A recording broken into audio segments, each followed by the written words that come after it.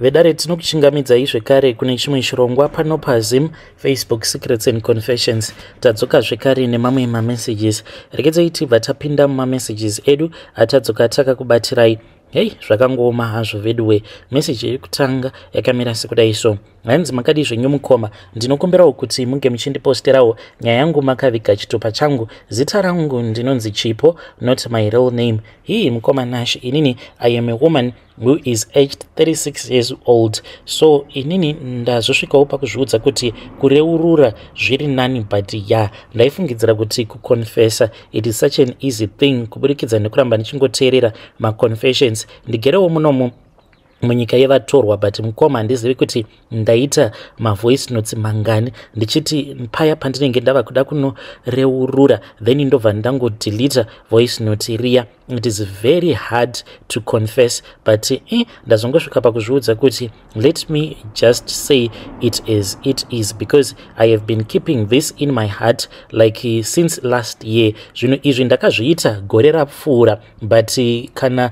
ndichikuudzai chokwadi pamberi paMwari, mweya wangu hauna zororo uye ndiri kungoramba ndichingozvikweshena kuti asi zvinhu zvandakaita ipo paya zvakasiyanei nekuti ndakauraya munhu uye ndasiyana chiko nemuroyi. Ndinoti kana ndakatarisa mamwe machannel, ndinoti kana ndichiona zvichinzi pabatwa muroyi, ndinobva ndati ko ini ndasiyaneiko nevanhu avo vanenge vachinzi vanoroya. So zvakaitika mukoma ndezvekudai so. Mainge muri mugore ra2023, then my little brother uyo wandichati tonderai ndopa akabva azosarudza kuti iye ainge achida kuroora mukadzi wake uyo waainge asangana naye paWhatsApp. Hameno kuti vakasangana sei paWhatsApp. Uyu musikana wacho ndichamuti Rutendo. Zvino zvakazondibhohwa ndezvekuti iye Tonde uyu ainge agara aine umwe musikana uyo waainge achidanana naye kuno kufuti kuSouth Africa. Saka painge paine umwe musikana wekuchechi uyo waainge achirarana naye,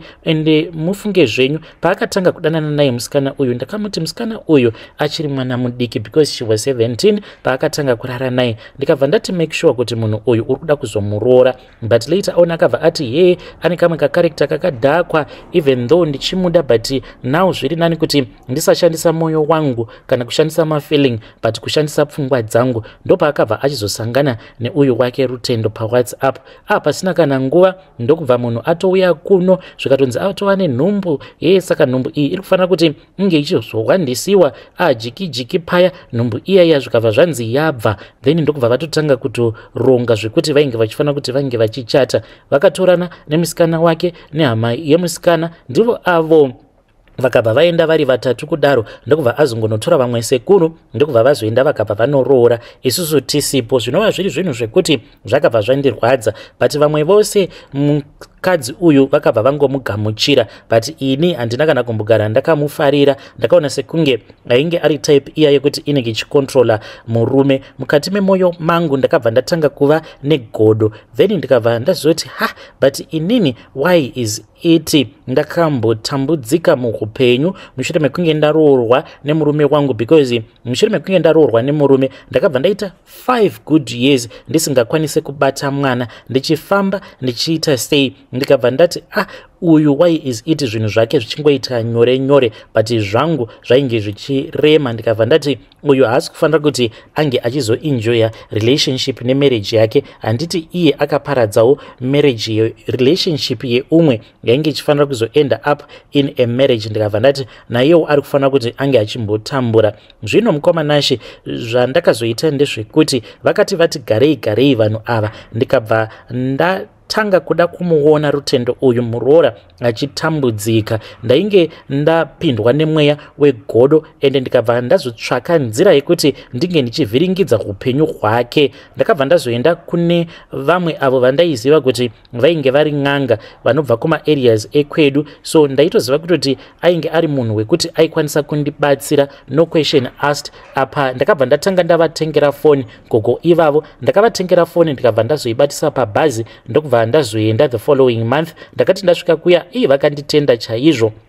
ndikabva ndazovaudza kuti ndainge ndiine muroora wangu uyo wavainge vakangonzwa kuti ainge akachata nehanzvadzi yangu kana kumusha kwacho ainge asati atomboenda rutendo uyu. Vakabva vandibvunza kuti zvino uri kuda kuti ndinge ndichikugadzirira chii? Ndikabva ndati chero zvamunokwanisa gogo, handisi kuda kuti rutendo uyu ange achizoita mwana, ndoda kuti ange achizova barren. Saka ivo vakabva vazonditi aiwa hazvinetse, ndainge ndichifanira kuti ndige ndichitora zai. Vakabva vati zai rakakosha nekuti zai it is sort of like a symbol inoratidza kuti one is fertile. So ndakabva ndazotora zai, then ndikabva ndazotanga kutevedzera zvose izvo zvavainge vachindiudza. Vakabva vanditi mushure vakabva vazonditi after 3 days ndainge ndichifanira kuti ndige ndichizodzoka pamba pavo. So ndakabva ndazodzokera kumba. Zai iri ndakabva ndazorichengeta, rainge riri mumvura, but mvura inotonhora kwemazuva 3. Zuva rechinumber 3 ndo pandakabva ndazodzokera kumba kwavo gogo ava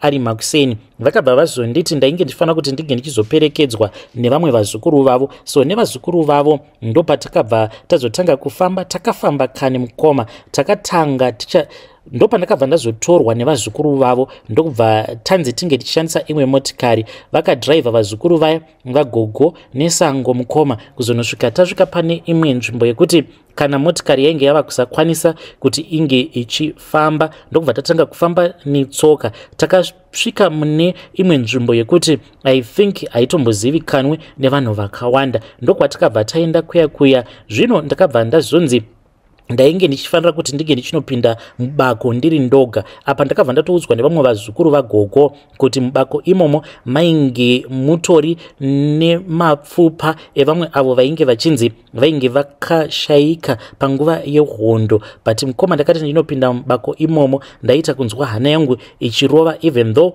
vainge vakanditi ndisatya because ivo vainge vakambouya nevanhu vakawanda vachiuya kuzoisa zvinhu zvavo mubako imomo. So ndakabva ndazoisa zai racho mubako muya, ende dzainge dziri nzira dzekuti uyu rutendo asazombofa akabatira pamuviri. Ndakabva ndazonzi ndainge ndichifanira kuti ndige ndichizodeketerera ndichiti chero zvikanzi zvaita sei, as long as zai iri richiri muno mubako, iwe rutendo wazvinzwa here? Ndati iwe rutendo wazvinzwa here? Hauzombofi wakabatira pamuviri, uye zvekare hauzombofi wakatakura mwana mudumbu rako, wazvinzwa here iwe nhai rutendo? Ndokubva ndatanga kuombera paya. Ndichizviita zvinhu zvose izvi ndainge ndakapfugama, uye zvekare ndainge ndava kuzvipawo simba nekuti ndainge ndaona kuti mubako umu munoratidza kuti munogara mushuya vanhu. Ndakaona machira, ndikaona mazai nezvimwe zvakangosiyana-siyana nemazita evanhu. Ipapo mukoma ndichiita zvinhu izvi ndainge ndabatwa nemweya wakashata ndichida kuona rutendo uyu achitambura. Mushure mekunge ndaita zvinhu izvi ndakadzokera kumba ndokubva ndazodzoka kuno kuSouth Africa. Zveshuwa mukoma ndakati ndadzoka kuno ndiri kungoverenga chete, ende mukuverenga kwandiri kuita ndinoti mwedzi wega rutendo uyu ndinotomubvunza paapu kuti muroora zvaita here mwedzi uno, ende nguva zhinji anobva angondipindura obva ati hei zviri kuramba kani, zviri kuramba vatete, handizivi kuti what is going wrong. Ende iye manje ndinotoona kutoti muroora anenge ava kuita sekunge ari kuora moyo, because last month takati tichinotaura mushure mekunge aenda kumaperiod akabva ati ini vatete moyo wangu wava kutoora, ndava kuona sekunge ndiri kumutambisira nguva, maybe it is far much better kana ndikangotsvaka hangu basa ndobva ndatanga kushanda, then ndobva ndazongorambana naye. But chinzwaika inini zvandinomuudza, ndinobva ndati muroora wangu tinokuda kani, usaenda, zvichaita mhani, komadii mamboenda kunana chiremba. Zvino kuti vange vachienda kunana chiremba hazviiti, nekuda kwekuti kuenda kwandakaita kubako zvakabva zvanzi uyu hanzvadzi yangu anozomboita achiomerwa neupenyu, as in kuti asazokwanisa kuwana mari yekuti ange achizofamba, kuitira kuti asazozviziva kuti inini ndini ndiri kukonzeresa zvose izvo zvavari kusangana nazvo mukurarama. Mukoma Nashi, ndinozviziva kuti zvinhu izvi zvandiri kuita ndiri kukonzeresa kuti muroora wangu uyu ange achitambura. Dzimwe nguva ndinoti kana ndikafunga nezvazvo ndobva ndatanga kunzwa ndichishushikana mumwoyo mangu ndichizvibvunza kuti ndodiniko, ndodzokera kwavari gogo vaya here vange vachindibatsira so that ndinge ndichienda kunotora zai riya rekuti zai iri hanzi kuti uyo ange achizokwanisa kubatira pamuviri hunge zai iri razoburitswa makare mumubako muya.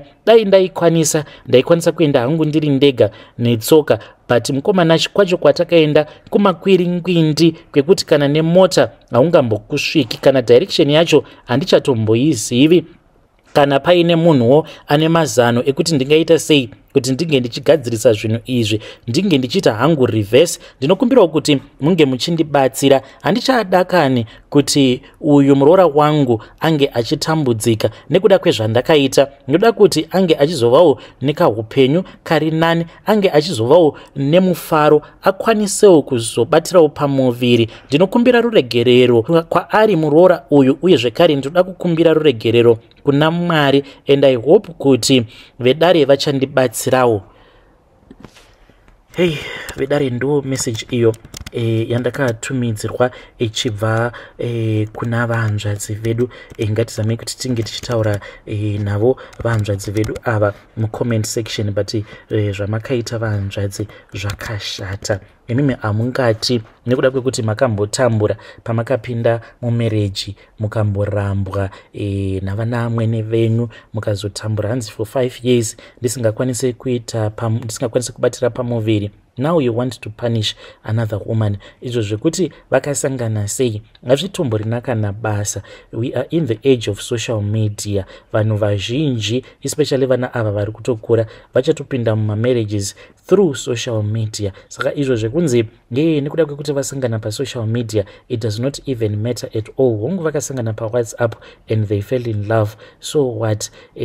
Dai maikwanisa dzokerai itai zvivindi zvekuti munge muchidzokera kuna gogo, zvivindi zvamakamboita muchienda kwavari gogo avo muchida kunogadzira muroora wenyu uyo wamati Rutendo. Itai futi zvivindi izvozvo, mobva manovaudza gogo vacho ivavo kuti ini gogo ndafunga kuti ndinge ndichisunungura muroora wangu. Just go and try her. You might be scared of her, but maybe she will even tell you kuti it is okay. Mubva mazoendeswa zvekare kubako kwacho ikoko, mubva manobvisa zai racho iro ramakaisa. Just imagine vanhu vangani iko zvinozvi vanenge vachingochema vachiti upenyu hwangu hausi kufamba, izvo zita rako maybe rakaiswa mubako samwe. Hey, zvakangoma hazvo vedu we.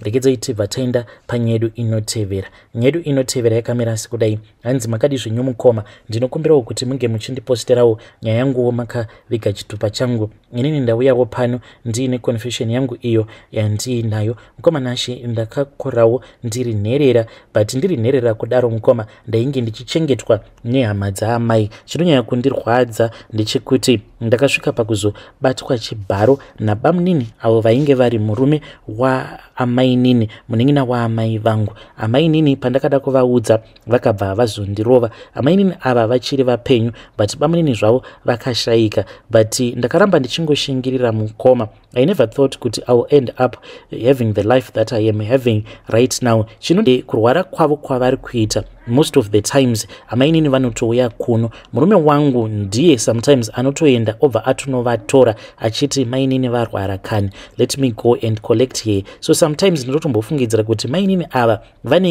vanenge vane zvavakaita kumurume wangu, because amai nini ava zvekare vane vana vavo vari muno muSouth Africa, but vana ava vaamai nini havatombovacheki amai vavo. So inini I feel as if ndini futi ndichiri ndakangotakura mutoro wacho iwoyo, because amai nini ava vanoti kana vakauya kuno kuSouth Africa paya patinenge tichizofamba navo tichivarapisa, inini I am a stay at home mom, saka I am the one who has to carry that burden moving with her from one hospital to another. Vanavo vaamai nini vanotozvitamburirawo zvavo, havana kana chavainacho. So amai nini vanenge vatori responsibility yangu kuti vauya kuno sei uye zvekare pavanodzokera kumusha tinofanira kuti tinge tichizovatengera magroceries. So inini what I've been thinking is that ava vanhu ndoda kuti ndige ndichimbova ignore paya kana ndava ignore then ndobva ndachizovaudza ndovarangaridza kuti pandainge ndichiri mudiki koingawani zvamainge muchindishungurudza naimi ko imi amainini pandainge ndichiri mudiki handiti maiti ndichafa ndiri rombe uye zvekare ndichafa ndiri hure. So I once told my husband kuti amainini ava ndoda kuti ndinge ndichizovaudza chokwadi kuti kakundishungurudza kwose ako kavakandiita ndichiri mwana mudiki ndiko kakazondisvitsa pandiri nhasi, because she was spoiling her kids, inini vachindibata rough.